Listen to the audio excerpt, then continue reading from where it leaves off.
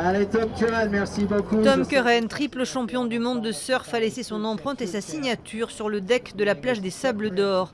À ses côtés, l'Australien Nat Young, une autre légende, mais aussi Marichou Dari-Grand, Pauline Ado, Joël de Ronet et Jackie Roth, un des premiers surfeurs sur les vagues de la barre en 1952. À l'image d'Hollywood, Anglette a désormais son Walk of Fame, son avenue du surf. C'est joli ce qu'ils ont fait.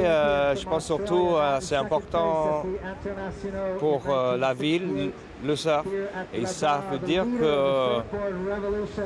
qu'on va pouvoir protéger les vagues plus. J'imagine dans quelques années, tous les noms qui vont être sur ce trottoir, ça va être fabuleux. Non, c'est vraiment bien. Hein. Je suis très contente de faire partie de la première vague. Est-ce que vous pensiez en 1952 que le surf prendrait autant d'ampleur? Non, sûrement pas. D'autant que tout le monde me disait que c'était impossible de faire du surf en Atlantique, étant donné que la configuration des vagues n'avait rien à voir avec le Pacifique.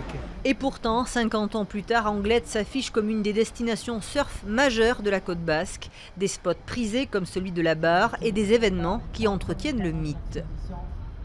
Anglette est une des dernières, une ville qui maintient une compétition de surf à un niveau pour que les surfeurs européens puissent participer et après rentrer un peu dans le circuit mondial. Et il n'y a que la Cano qui le fait, à part elle. Anglette organise un festival du film de surf qui est un événement culturel majeur. Le festival du film de surf qui fête ses 15 ans cette année et une exposition qui retrace l'explosion de ce sport sur la côte basque dans les années 60. De quoi faire d'Anglette une destination incontournable cet été pour tous les amoureux du surf.